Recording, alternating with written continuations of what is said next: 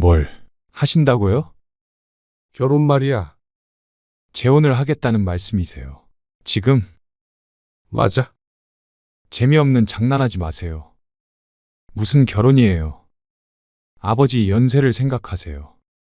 내 나이가 뭐가 어때서? 그 나이 들어서 재혼하고 그러는 거 다 드라마에서나 나오는 거예요. 나중에 가족 문제도 복잡해지고요. 그분이랑 가깝게 지내신다는 거는 지난번에 들어서 알고는 있는데요. 그렇게 접근하는 사람 중에서 제대로 된 사람 없어요. 접근이라니? 무슨 말을 그렇게 해? 그렇잖아요. 그냥 잠깐 만나시는 줄 알고 지난번에는 굳이 말씀은 안 드렸는데 결혼은 다르죠.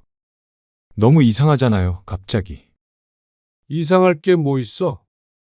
꼭 젊은 남녀가 만나야만 정분이 나냐? 사기꾼들이 많으니까 그렇죠. 나이 들면 바보가 되는 줄 알아? 내가 그런 것도 구분을 못할 줄 알고 결정했으니까 그런 줄 알아라.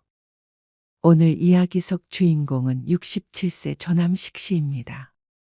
조 씨는 오랫동안 혼자 지냈어도 결혼을 해야겠다는 생각은 하지 못했습니다.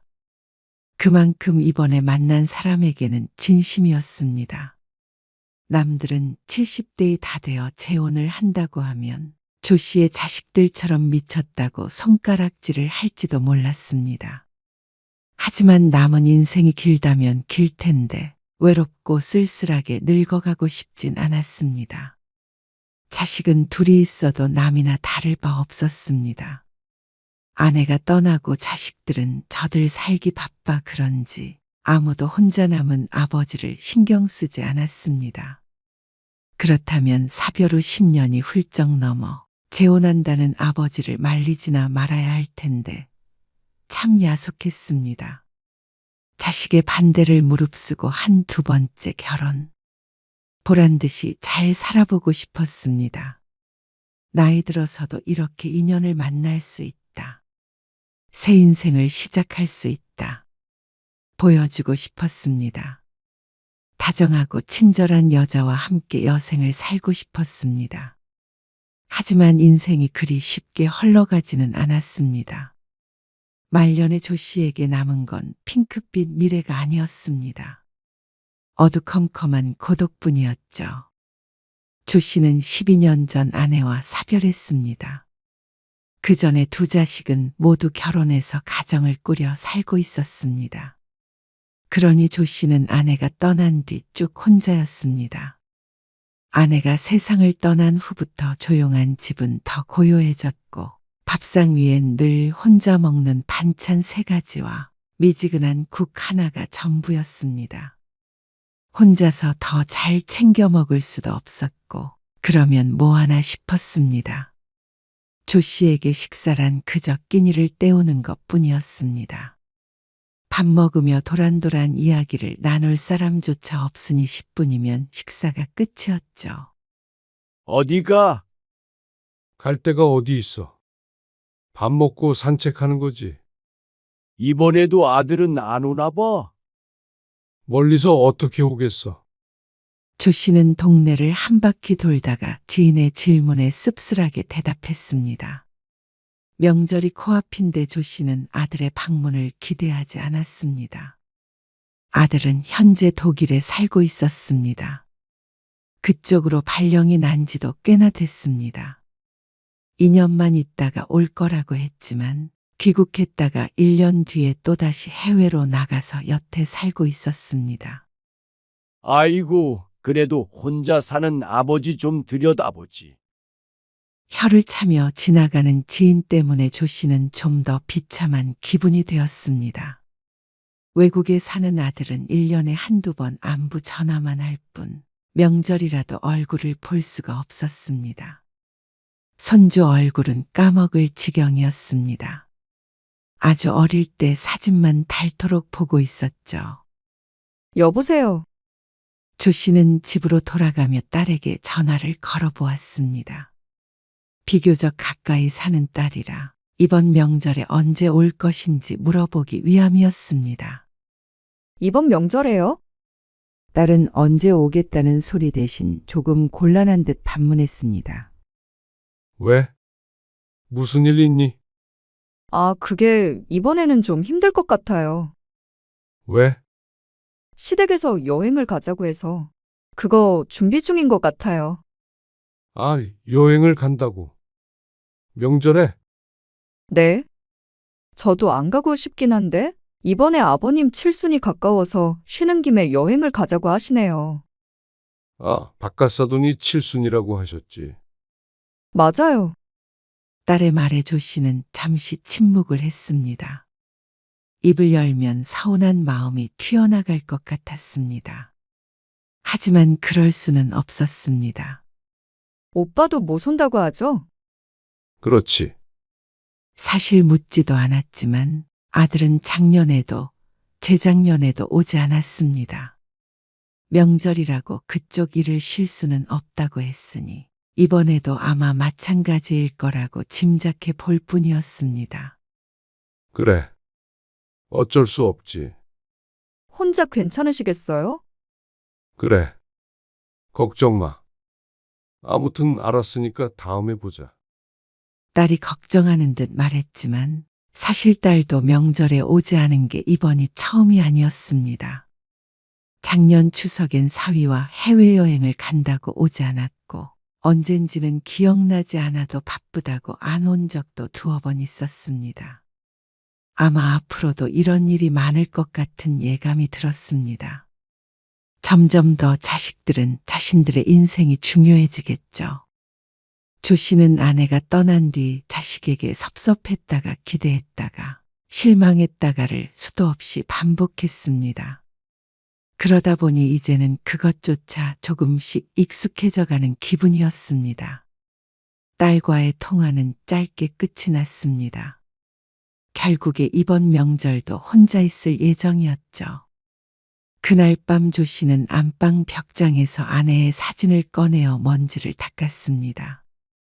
여보, 나 혼자 남겨지니까 이렇게 조용하네. 애들은 바빠.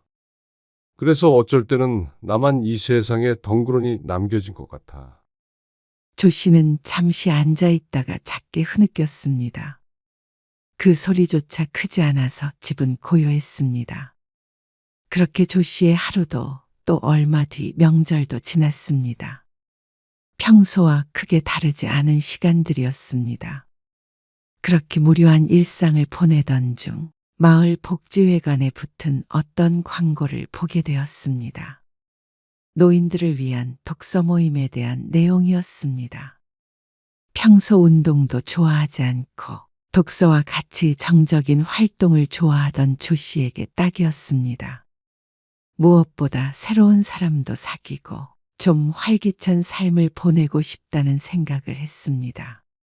평소 같았으면 하지 않았을 행동이었지만 조 씨는 홀린 듯 모임에 참석하게 되었습니다. 그리고 그의 인생이 크게 바뀌었죠. 안녕하세요. 양미숙이라고 해요. 53세 양미숙. 그녀의 첫인상은 참 좋았습니다. 늘 웃고 있는 얼굴이었고 무척 활달한 성격이었습니다. 모임 사람들도 모두들 그녀를 중심으로 대화를 나눴습니다. 사실 저는 책 잘 몰라요. 그냥 사람이 좋아서 오게 됐어요. 책도 읽고 대화도 나누면 좋잖아요. 맑게 웃으며 하는 말에 조 씨도 함께 웃었습니다. 저도 잘 모릅니다. 같이 알아가는 거죠. 모임 끝나고는 보통 뭐 하세요? 별거 안 합니다. 그냥 집에 가서 TV도 보고 화단도 가꾸고 그래요. 아, 주택에 사시나 보다. 네. 은퇴한 뒤에 전원주택에서 살고 있어요. 아, 저도 주택에 사는 게 꿈인데. 언제 한번 구경시켜 주세요. 마당에서 고기도 구워 먹고 하는 게 제 로망이에요. 살가운 그녀의 말에 조 씨가 어색하게 뒷목을 문질렀습니다. 정말로 하는 소리인지 아니면 인사말인지 알 수가 없었습니다. 네, 언제 한번. 그녀가 뒤돌아서 가는 걸 조 씨는 조금 오래 지켜보다가 이내 고개를 돌려 책을 보았습니다. 하지만 어쩐지 글자가 눈에 들어오지가 않았습니다.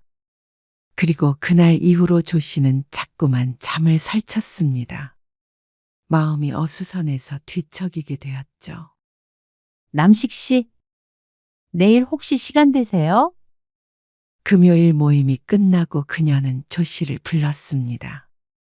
갑작스레 불려진 이름에 조 씨가 깜짝 놀랐습니다. 10살도 넘게 차이가 나는데 남식 씨라는 간지러운 호칭으로 불리는 게 어색했습니다. 내일이요? 어쩐 일로 그러시는지. 아, 한번 초대해 주시기로 하셨잖아요. 그 미소가 수줍어 보인다면 조 씨의 착각일지. 조 씨의 가슴이 펄떡거렸습니다. 이 나이에 이런 기분은 또 처음이었죠. 아, 그럼요. 됩니다. 시간. 머릿속엔 얼른 집에 가서 지저분한 마당을 정리하고 집도 청소를 좀 해야겠구나 하는 생각이 들었습니다. 그리고 캐캐 묵은 바비큐 도구도 창고에서 꺼내와야겠다 싶었습니다. 그럼 내일 뵐게요. 그리고 하루 동안 조 씨는 몸도 마음도 바빴습니다. 종일 청소를 하느라 바빴고 마음은 널뛰느라 바빴습니다.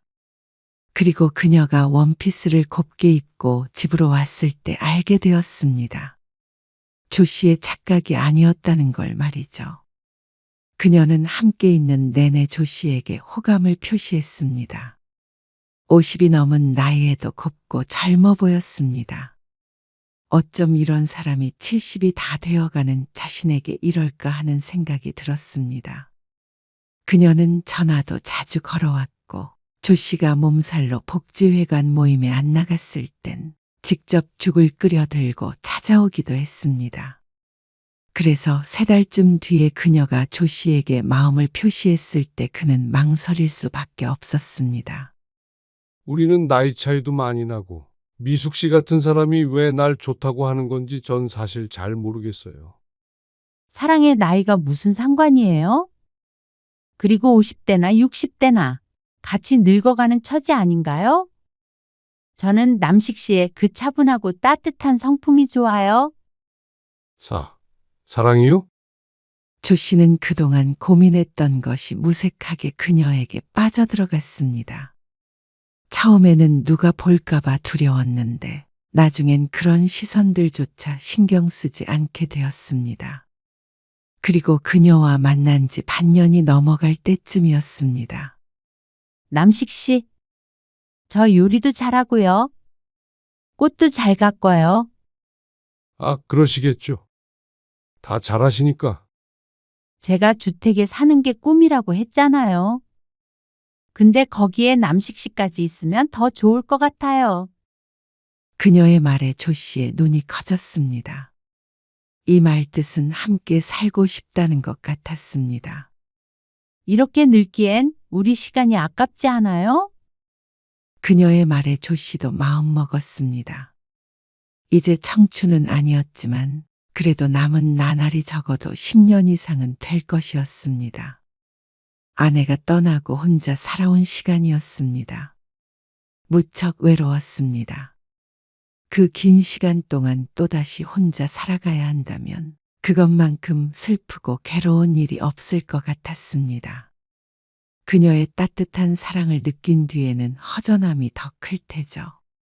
그래서 조 씨는 며칠 뒤 아들과 딸에게 전화를 걸었습니다. 식은 따로 올리지 않아도 자식들에게 먼저 알리기는 해야 하는 문제였으니 말이죠. 조 씨는 자식들이라면 분명 그의 행복을 빌어줄 것이라고 생각했습니다. 그런데 독일에 있는 아들에게 먼저 전화를 했더니 반응이 이상했습니다. 뭘 하신다고요? 결혼 말이야. 아들의 황당하다는 듯한 말투에 조 씨의 대답에 어쩐지 힘이 빠졌습니다. 재혼을 하겠다는 말씀이세요. 지금? 맞아. 아들은 한참 동안이나 대답이 없었습니다. 왠지 긴장이 되는 기분이었습니다. 이윽고 아들의 한숨 소리가 들리더니 무심한 대꾸가 돌아왔습니다. 재미없는 장난하지 마세요. 무슨 결혼이에요. 아버지 연세를 생각하세요. 내 나이가 뭐가 어때서? 그 나이 들어서 재혼하고 그러는 거 다 드라마에서나 나오는 거예요. 나중에 가족 문제도 복잡해지고요. 그분이랑 가깝게 지내신다는 거는 지난번에 들어서 알고는 있는데요. 그렇게 접근하는 사람 중에서 제대로 된 사람 없어요. 접근이라니?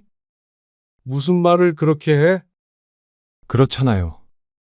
그냥 잠깐 만나시는 줄 알고 지난번에는 굳이 말씀은 안 드렸는데 결혼은 다르죠. 너무 이상하잖아요. 갑자기 이상할 게 뭐 있어? 꼭 젊은 남녀가 만나야만 정분이 나냐? 사기꾼들이 많으니까 그렇죠. 나이 들면 바보가 되는 줄 알아? 내가 그런 것도 구분을 못할 줄 알고? 또다시 아들의 한숨 소리가 들려왔습니다. 조 씨는 화가 나서 더 이상 전화를 붙잡고 있을 수가 없었습니다. 결정했으니까 그런 줄 알아라. 그러고 전화를 끊었는데 아들에게 무척 섭섭했습니다. 아버지를 바보 취급을 해도 유분수지. 그리고 어떻게 미숙 씨를 사기꾼으로 몰아가는지 괘씸했죠. 그러나 딸의 반응도 별반 다르지 않았습니다. 그나마 아들은 차분하게 얘기하기라도 했지. 딸은 불같이 화를 냈습니다.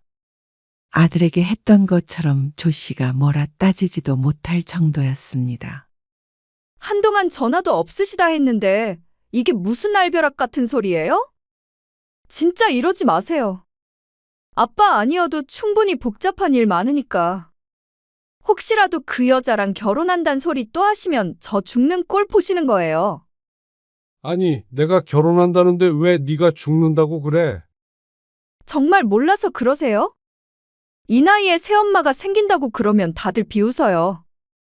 창피해서 살 수가 없어. 그리고 딸은 혹시라도 조 씨의 재산을 새엄마와 나눠 가질까 두려워했습니다. 가진 재산이 엄청 큰 건 아니었지만 그래도 자식들 물려주기 부끄럽지 않을 정도는 있었습니다. 행여나 그런 소리 하셨다가는 딸도 손주도 못 보실 줄 아세요. 조 씨는 이 와중에 유산을 걱정하는 딸이 너무 괘씸했지만 아무런 대꾸도 하지 못하고 전화를 끊어야 했습니다. 딸이 하는 말도 영 틀린 말은 아니었으니 말이죠. 조 씨만 생각하자면 결혼을 밀어붙이는 게 좋겠지만 자식들 입장에서는 다른 문제가 생길 수 있었습니다. 마냥 서운하게만 생각해서 될 일은 아님을 알고 있었습니다. 자식들이 다 그렇죠. 무슨 걱정을 하는지 저도 알아요. 근데 그럴 걱정은 할 게 못 되는데 전 남식 씨 재산에 관심 없어요. 아, 당연하죠. 미숙 씨가 그럴 리가 없죠. 전에도 말씀드린 적 있죠? 딸이 하나 있긴 한데 남남이나 마찬가지예요. 지금은 전화번호도 모르고 그렇게 살아요. 알죠. 근데 아무리 설명을 해도 들으려고를 안 하니. 남식 씨에게 자식들이 중요한 거 알아요. 그렇지만 결국 부모는 부모고 자식은 자식 아니겠어요? 자식들은 자기 가족밖에 몰라요. 부모가 나이 들면 자식은 귀찮아하죠. 그러니까요, 남식 씨. 남식 씨도 이제 본인 인생 사세요. 남이 뭐라고 하든 그게 무슨 상관이에요? 우리 인생 우리가 살겠다는데 언제까지 자식이나 남들 의견에 휘둘리며 살아야 해요?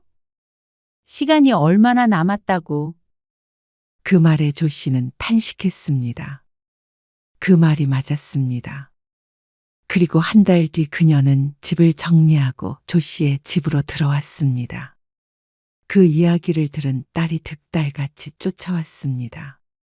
그렇게 바빠서 얼굴 보기도 힘들던 자식인데 사실 이렇게 쉬운 일이었습니다. 설마 두 분 혼인신고 하신 건 아니겠죠? 아직은 안 했다. 식도 따로 올리지 않았고 살림부터 합쳤습니다. 혼인신고 같은 것이야 원하면 언제든지 할 수 있었고 급한 일이라고 생각하지 않았습니다. 그리고 어쩌면 안 할 수도 있었습니다. 다 늙어서 그런 서류 같은 게 뭐가 중요한가 싶었습니다.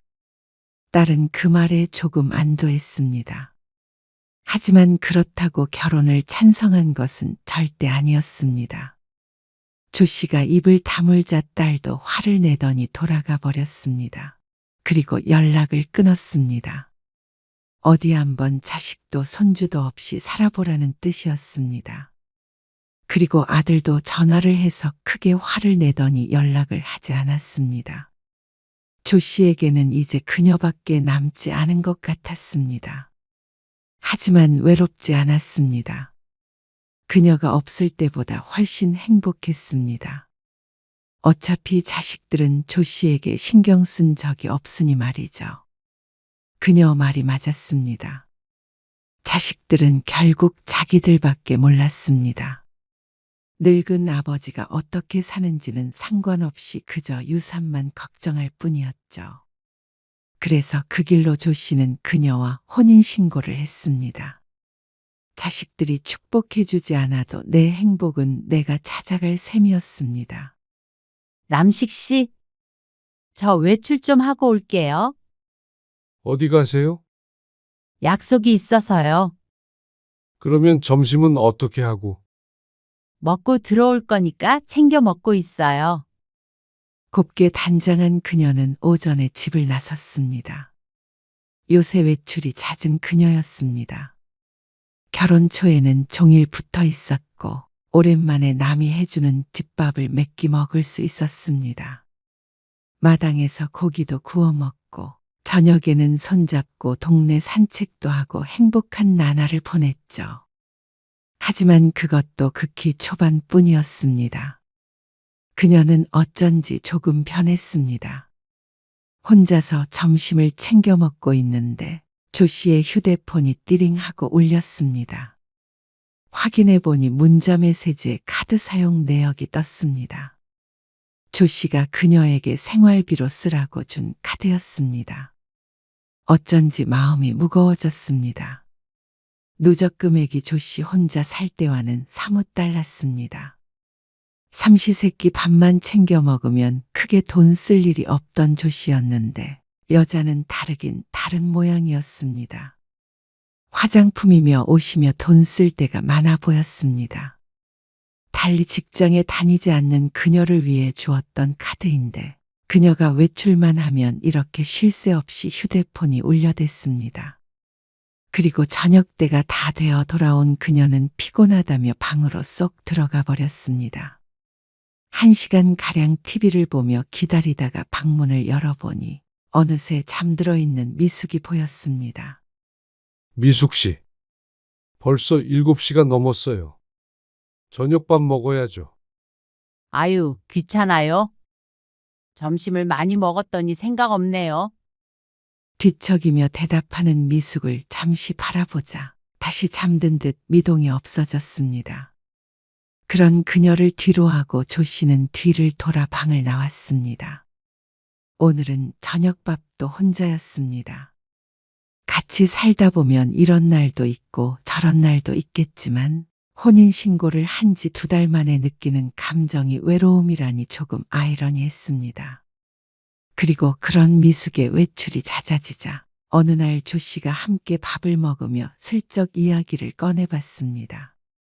누굴 그렇게 만나러 다녀요? 친구들이요. 역시 미숙 씨 친구들이 많네요. 그렇죠? 사교성이 남달랐던 그녀였습니다. 그러니 이해는 갔습니다. 바람 쐬러 가고 싶은 거면 어디 같이 여행이라도 갈까요? 여행이요? 그래요. 바닷가라던가. 에이, 무슨 여행이에요? 그녀는 왜인지 고개를 절레절레 흔들었습니다. 한 번도 함께 여행 간 적이 없는데 지겹다는 얼굴이었습니다. 그러면서 그냥 집에 있는 게 편하고 좋다고 했죠. 그럼 마당에서 고기라도 구워 먹을까요? 오랜만에. 그러자 그것도 싫다는 미숙. 귀찮게 뭐하러요? 준비하는 것도 번거롭고 기름 묻은 식기들 닦는 것도 힘들어요. 내가 같이 하면 되죠. 남식 씨가 그런 거 할 줄이나 알아요?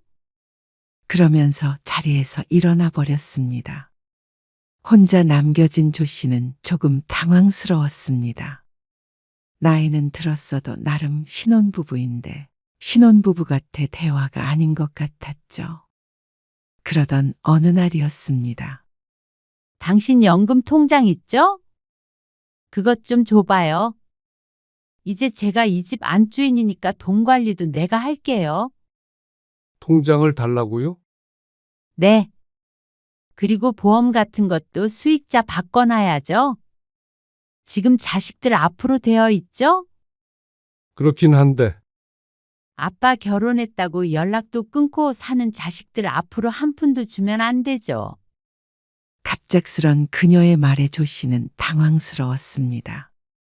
왜 이런 이야기가 나온지 이유도 알 수 없었습니다.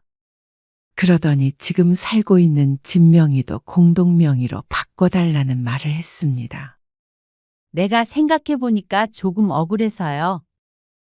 안 그래도 주변에서 시선이 곱지 않잖아요. 그런데 내가 내 앞으로 된 재산 하나도 없이 욕먹느니 뭐라도 바꿔서 욕먹는 게 덜 억울할 것 같아서요. 그녀의 말이 무슨 말인지는 알았습니다. 동네 사람들이 손가락질을 한다는 사실도 말이죠. 조 씨와 미숙의 나이가 10살 넘게 차이나는 데다가 만난 지 얼마 되지도 않아 살림을 합쳤다고 다 늙어서 주책이라는 소리도 들려왔습니다. 듣고 싶지 않아도 저절로 들려왔습니다. 혀를 차는 사람도 있고 뒤에서 숨죽여 웃는 사람들도 있었습니다. 그리고 조 씨가 욕먹는 만큼 미숙도 욕을 먹었습니다. 호랩이 첩으로 들어가서 재산을 노린다고 말이죠. 하지만 전부 다 헛소리로 생각했습니다. 사실은 그게 아니라는 걸 조 씨가 알고 있기에 남들이 뭐라 한들 상관없다고 생각했죠. 하지만 그녀는 아닌 모양이었습니다. 그냥 명의가 중요한가요? 우리가 같이 살고 있고 같이 늙어간다는 게 중요한 거지. 다른 사람 말들 신경 쓸 필요 없다고 미숙 씨가 그랬잖아요. 그래도 중요하죠. 우린 부부잖아요. 내가 일방적으로 남식 씨 도움받으면서 사는 것 같아서 싫어요. 그러면 애들이 가만히 있지 않을 텐데. 남식 씨는 그러면 저보다 영 끄는 자식들이 더 중요하다는 건가요? 그 뒤로 미숙이 토라져서 말도 걸지 않았습니다. 밥은 늘 따로 먹었고 조 씨를 거들떠보지도 않았습니다. 아침 일찍 나가서 밤늦게 들어오는 나날이 계속되자 조 씨는 애가 탔습니다. 혹여나 이대로 그녀가 떠나버릴까봐 무섭기도 했습니다. 알았어요. 그렇게 합시다. 정말요? 그제서야 미숙이 밝은 얼굴을 해보였습니다. 처음 만났을 때 보았던 고운 표정의 조 씨도 안심이 되었습니다. 그래서 조 씨는 연금 통장을 그녀에게 주었고 집 명의도 절반을 그녀에게 넘겨주었습니다. 그러자 조 씨도 이제서야 진정한 부부가 된 것 같은 기분이 들었습니다. 모든 걸 함께 하는 그런 사이 말이죠. 남식 씨, 차 좀 빌려서 쓸게요. 어디 가요? 아, 내가 말을 안 했구나. 친언니한테 일이 좀 생겨서 친언니요? 무슨 일인데요? 조금 아프대요. 그래서 병문안 좀 가야 되는데 거리가 좀 있어서 자고 와야 할 것 같아요. 병실에서 자려면 힘들 텐데. 그래도 언니니까요. 같이 가줄까요? 조 씨가 당장이라도 짐을 쌀듯이 물었습니다. 그러자 그녀가 황급히 손을 내저었습니다. 아니에요. 우리 언니 본 적도 없잖아요. 서로 불편하게 그러지 말아요. 아, 그런가요? 알았어요. 조심히 다녀와요.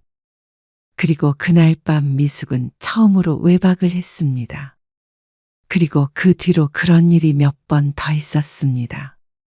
언니가 어느 병원에 입원해 있어요. 언니요? 아, 왜요? 그래도 내가 명색이 가족이 된 건데 뭐라도 좀 보낼까 해서요. 아, 그게 아니에요. 보낼 필요 없어요. 병원 이름이랑 언니 이름만 알면 여기서 선물이라도 보내게요. 그런데 미숙은 끝까지 언니 이름을 알려주지 않았습니다. 그때쯤이었습니다. 조 씨의 마음속에 불안이 싹 튼 것이 말이죠. 이게 왜 이렇게 있지? 신분증이 필요해서 TV 밑에 서랍장을 열어보니 신분증이 보이지 않았습니다.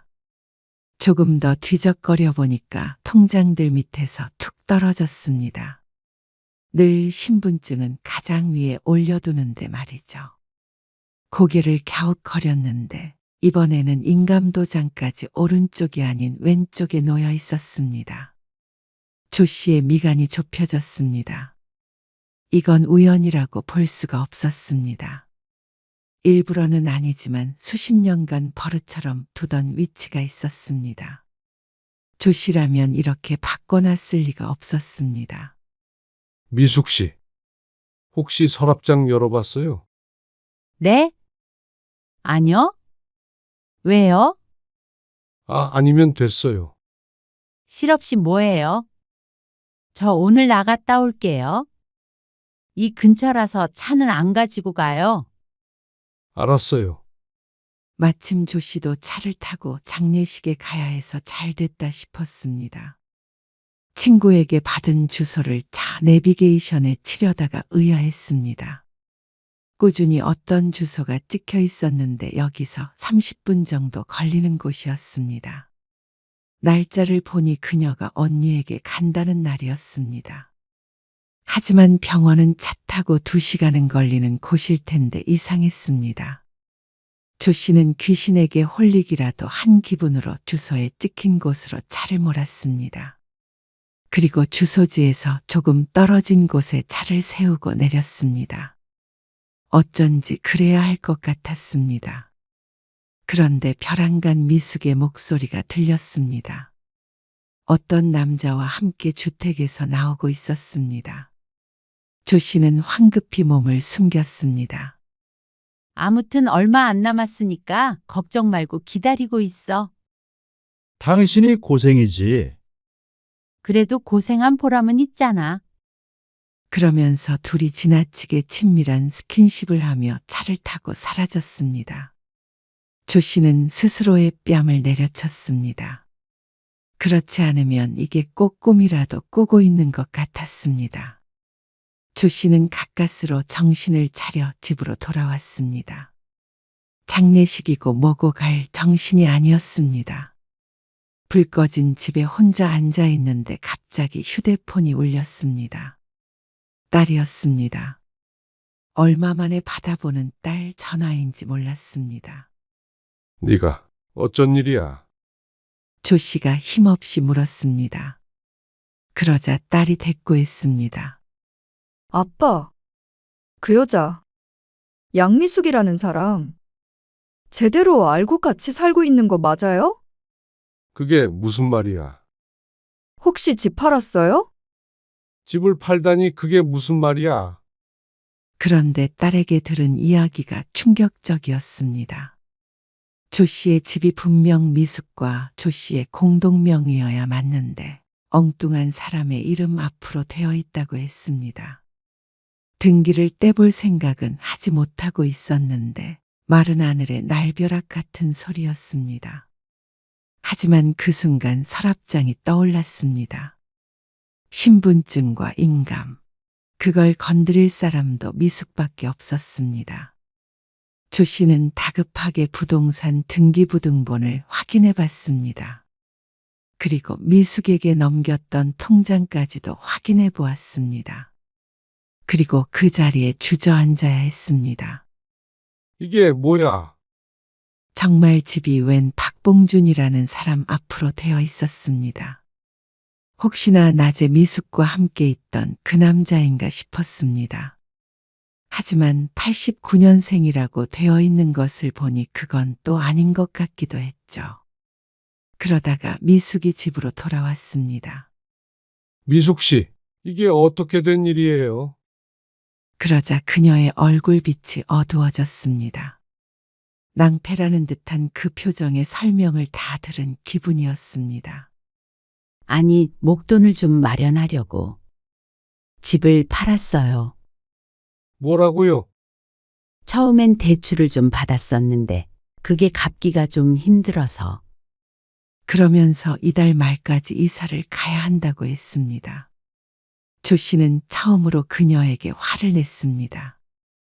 지금 이게 말이 되는 상황인가 싶었습니다. 그럼 통장은 이게 뭐예요? 돈이 다 어디 간 거냐고요? 그러자 미숙은 입을 꼭 다물었습니다. 이제는 거짓된 변명도 안 할 모양인 듯 했습니다. 미숙 씨 말이 맞다면 낮에 그 남자는 누구예요? 낮에? 맨날 그 남자 만나러 갔잖아요. 그건 그냥 친척 오빠일 뿐이에요. 말도 안 되는 소리였습니다. 조 씨가 아무리 그래도 그 정도 바보는 아니었습니다. 조 씨는 어쩐지 하늘이 와르르 무너지는 것 같았습니다. 희미했던 진실이 바짝 다가와 선명하게 보이기 시작했습니다. 모든 걸 다 제자리로 돌려놔요. 이 집도 절대 난 못 나가요. 내 동의도 받지 않은 거니까 매매는 취소하고 돈도 도로 넣어놔요. 그리고 나서 미숙과의 사이는 정리해야 했습니다. 이미 혼인신고도 했지만 이렇게 어떻게 같이 살 수 있을까요? 그러고 하루가 지났는데 또다시 자신의 어리석음을 확인해야 했습니다. 미숙이 흔적도 없이 사라졌습니다. 아마 외국으로 간 것 같은데 이러면 찾기가 쉽지는 않아요. 현금을 들고 간 것 같네요. 본인 명의로 재산이 없어요.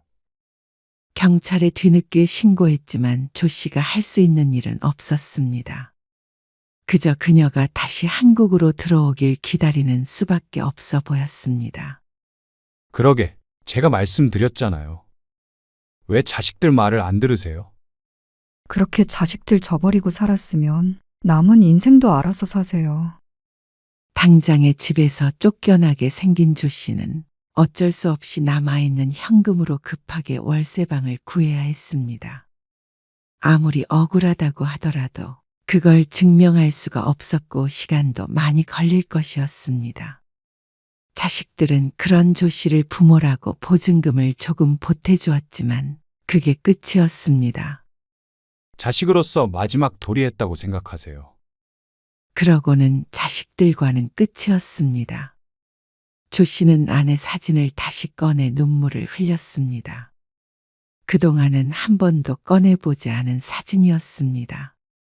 그래 보았자 소용은 없었습니다. 마음의 위안은 될 수 있을지언정 과거는 바꿀 수 없었죠.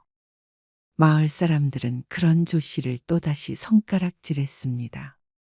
어딜 가도 사람들의 시선이 따라붙는 것 같아서 2달도 채 살지 못하고 다른 동네로 이사를 가야 했습니다. 당장 굶어 죽을 상황은 아니었지만 충분히 노후가 걱정되는 상황이었습니다. 지금 가진 돈이라면 1, 2년 후에 죽지 않는 이상은 통장이 바닥날 게 뻔했기 때문이었습니다. 결국 조 씨는 70이 다 된 나이에 일자리를 찾아 전전해야 했습니다. 여자 한 번 잘못 만나면 패가 망신한다더니 조 씨는 어쩌면 이렇게 뒤늦게 이런 일이 있나 싶었습니다. 하지만 누구 하나 원망할 사람도 없었습니다. 가해자는 찾을 수가 없었고 조 씨는 여전히 혼자였습니다.